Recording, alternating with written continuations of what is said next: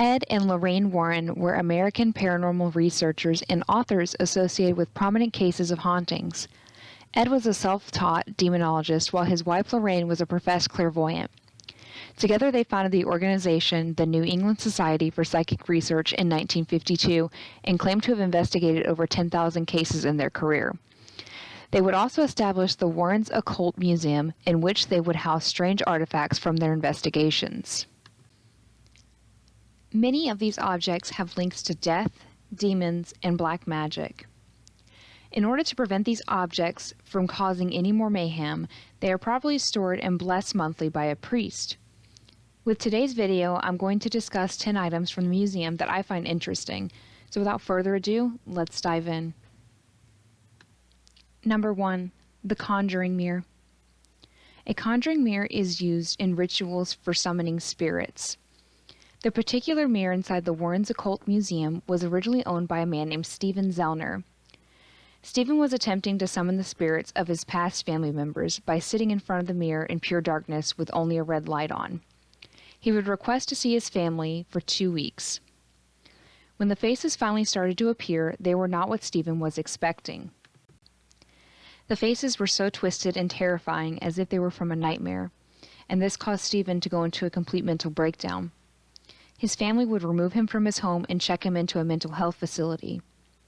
They would then call upon the Warrens to come and remove the mirror from Stephen's home. Number 2. Satanic Idol. The Satanic Idol was found in the woods in Connecticut in 1991 by a deer hunter. He had gotten lost and after some time stumbled upon a circular rock formation with this idol standing in the middle. He immediately felt uncomfortable and left the area. He continued to look for his car when he came across a man dressed all in black. He asked the man how to get out of the woods, but the man never said a word. He just pointed and left the hunter. The deer hunter would eventually find his car and head home. Unsettled, he would contact Ed Warren about the idol. Ed removed the idol and placed it inside the museum, where 3 days later, Lorraine would collapse and have to be taken to the hospital.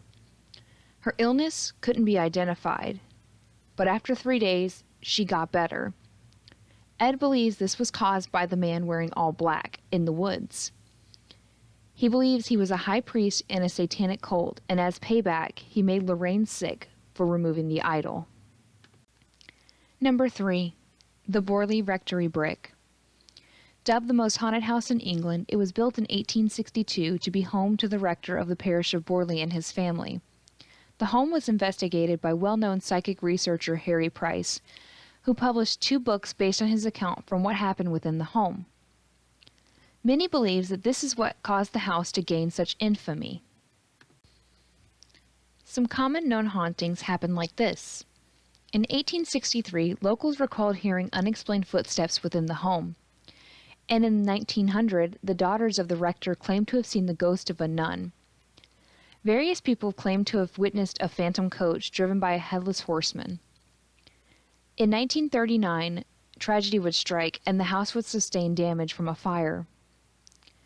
Price would conduct a dig of the cellars of the ruined home and would discover the bones of 2 young women. In 1944, the house was demolished and pieces of the house ended up on display, specifically a brick at the Warrens' Occult Museum.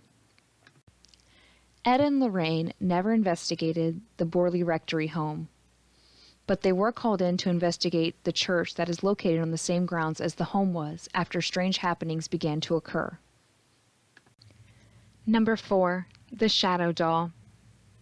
The Shadow Doll's origins are not well known. What is known is the doll was purchased from an antique shop by a couple. Shortly after bringing the doll home, the couple would experience similar nightmares. Eventually, the doll would be acquired by the Warrens. Ed states that this doll was created for evil. It was made by using black magic and included both human and animal bones. Many state the doll has the stench of death. Ed believed in order for this magic to work successfully, a picture of the doll was taken and on the back a curse would be written. Then the picture is mailed to the victim. At this point, the doll's image is then projected into the dreams of the victim, which would become intense nightmares that could send the victim into a heart attack or cause them to be forever afraid to sleep. Staring at a picture won't cause harm.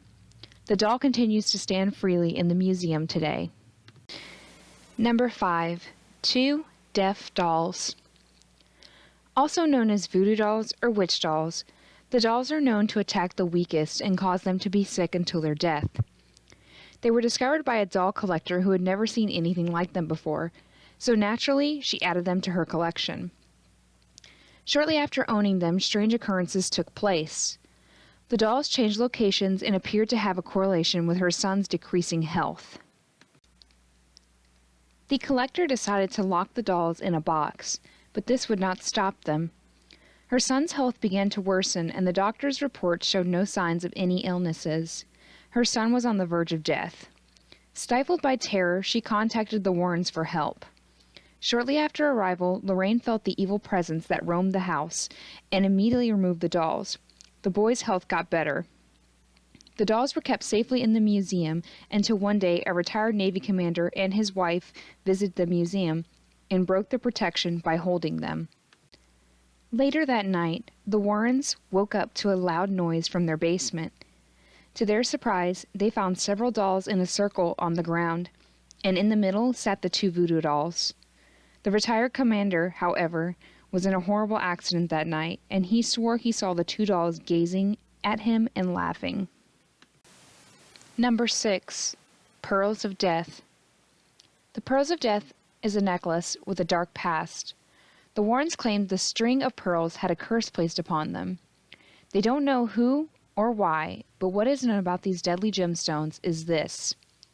The Pearls of Death were given to a woman as a gift. The woman would place the pearls around her neck until something strange began to happen. The woman began to have a difficult time breathing. She felt as if she were being strangled. She panicked and soon realized she could not remove the pearls. The people around her had to help yank off the necklace in order to save her life. Soon after this event, the pearls would find their forever home amongst the Warrens' collection. Number 7. The Organ. The organ within the museum has a long and sordid history. The artifact belonged to Reverend Eliakim Phelps, who moved his family into the Phelps mansion in 1848. One day, when the family returned home from church, they found the home in complete disarray, as if it had been ransacked by thieves. Except, nothing was stolen. After the house was straightened up, Reverend Phelps sent his family back to church and hid, waiting for the perpetrators to strike again. But instead, something more terrifying occurred. He found the dining room was lined with 11 lifelike effigies created from their clothes. The family would from this point on experience what we know now as poltergeist activity. Many speculate the sudden onset of activity could be linked to the Reverend himself, who had a strong interest in mythicism, while others think it is the restless spirit of a woman who was hung as a witch. Centuries later, the hauntings would continue and the Warrens would investigate the property, which is how they came to own the organ. Ed would hear this organ play on its own many times until it was finally blessed by a priest. Even now, sometimes the organ can still be heard playing itself. Number 8. Remnants from Flight 401. 401 was a flight scheduled from New York to Miami. Shortly before 12 a.m. on December 29, 1972, the flight crashed in the Florida Everglades. This resulted in 101 fatalities. The official reason for the crash is due to pilot error and his loss of situational awareness, but some believe the crash was the cause of a phantom spirit. Over the years, there have been many reports and sightings of past crew members. Also seen is Captain Robert Loft and Second Officer Donald Repo sitting aboard other L-1011 flights, which many speculate is due to the salvage parts from Flight 401 being repurposed into these planes. The sightings are only seen on the planes that have the spare parts. The ghost sightings became so regular that the airlines threatened to dismiss any member spreading ghost rumors. The salvage parts were eventually removed, and along with them, the sightings became less and less. Ed and Lorraine would eventually come to own a piece of the 401 crash. Number 9. The White Gown. The The white gown is speculated as being belonged to a bride. But Tony Spera, the Warren son-in-law, stated, "It is unknown if this dress ever belonged to the bride." The official story the museum claims to be true is the White Lady of Union Graveyard, Connecticut. The woman has been spotted for decades and still continues to be even recently. It is unknown what has happened to this woman, but an encounter occurred in 2009. A man named Rod Veersay was driving past the cemetery at 1 a.m. when he first saw the lady in white. Rod felt a strong presence in his car, so he glanced over and saw a man wearing 60s clothes, but as soon as he went to look again, the man was gone. As soon as Rod's eyes returned to the road, he saw a woman in white standing in the middle. Her hand was raised up, signaling him to stop. Rod pushed his brakes, and as soon as he did, the woman launched herself at the vehicle. She went right through the car. Rod felt a wisp of air go by his ear, and he just knew it was the woman. Rod then looked out of his window on his side of the road and saw a brick red hue coating the pavement. Rod states when the woman went through him, he felt sorrow, compassion, as if she was trying to tell him something. After his encounter, Ed and Lorraine were called in to stake out the cemetery, where they apparently caught video evidence of the ghost. Unfortunately, this evidence is kept under lock and key due to it being so valuable. The white dress continues to stand as homage to the White Lady of Connecticut in the museum today. Number 10. The Dinosaur. This case is known as "The Devil Made Me Do It." It became a notable case of possession in American history. This incident took place in Connecticut and involved the possession of an 11-year-old boy named David Glatzel. David lived with his family and sister's boyfriend, Arnie Johnson.